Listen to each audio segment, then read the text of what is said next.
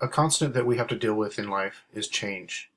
In the following presentation, I plan on to predict the possible changes that we will see in education in the next 10 to 20 years.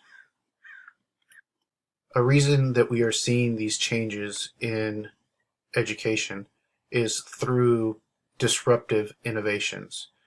That definition of a disruptive innovation is a process by which a product or service takes root initially in simple applications at the bottom of a market and then relentlessly moves up market, eventually displacing established competitors.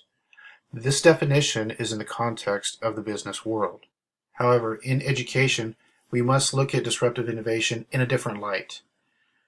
In the business world, what we see is a specific market. In the education world, we see a variety of different markets.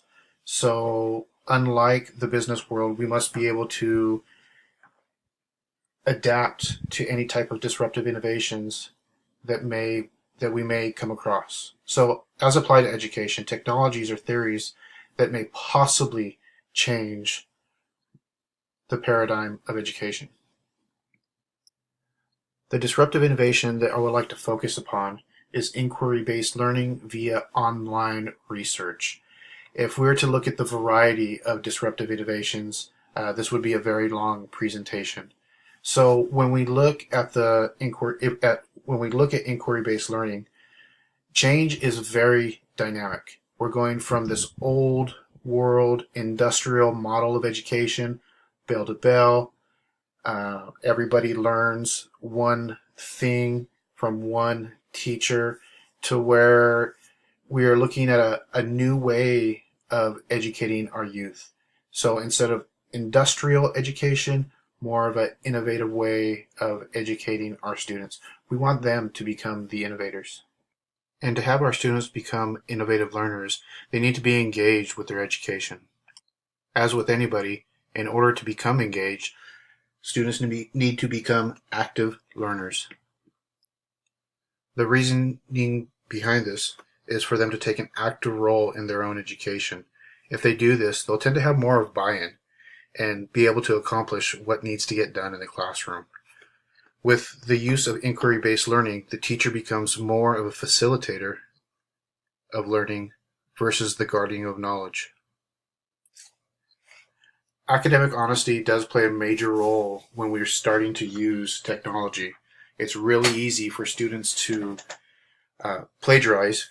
They're not necessarily meaning to do this, but many of them don't see a need to interpret somebody else's work, which really shows a deep understanding if they're able to do this. If they're just simply putting somebody else's work out there, doesn't mean they know or understand what they're talking or writing about.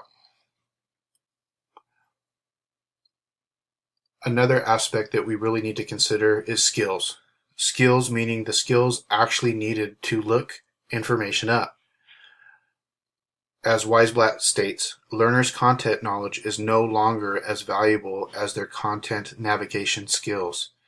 And this is really important. So we, as teachers, coaches, mentors, we need to show them what academic honesty is, how to look up sites, what a good site is, what good research is. This research is at their fingertips. It's pretty easy to find out pretty much anything using the internet, YouTube, Google, different databases. So when Weisblatt states this, it makes a lot of sense. It's the skills that they need to attain in order to further their education. Information. We have universal access. One of the main factors, however, is actually having that tech in their hands. And it doesn't matter what it is. It can be a tablet, it can be a desktop, it can be a phone, it can be a laptop. So universal access to all pretty much does exist here in the United States. Teachers, we need to become mentors if we're not already. What makes inquiry-based learning so powerful is that the students themselves are now investigating what needs to be learned dependent upon the subject that the teacher is teaching. So some predictions that I've come up with is in the next 10 to 20 years, we're going to really see more and more differentiation. This one size fits all, it's really no longer viable. We're all individuals. This is something that our country is founded on, that we are individuals. We need to treat each other as individuals.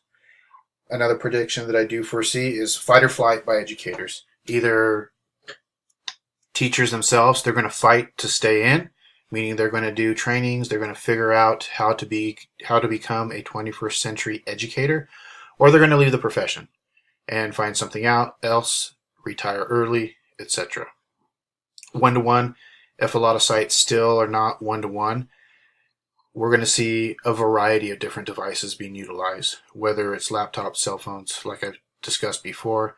And I think this is a really good idea. I think it's important for students to have the skills to be able to navigate multiple devices.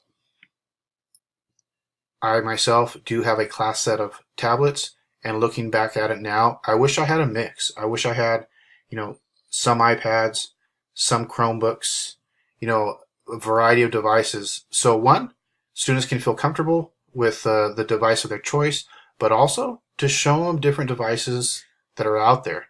That way they can manipulate them. We're going to see the availability of students to pick their own path. Whatever name the district chooses, the school site chooses, academies, schools, pathways, etc. We're going to see more and more of this. Also, on-site/online classes. I think it's really important that we do still have on-site classes. These are still adolescents. They need an adult to help them, and not just their parents. Variety is key here. Networking with businesses is also very important. Also the community. What does our community need? What do our local businesses need in order to function correctly? What do we need to teach our children? And here's the references pages. Here's one and the other. Have a good night.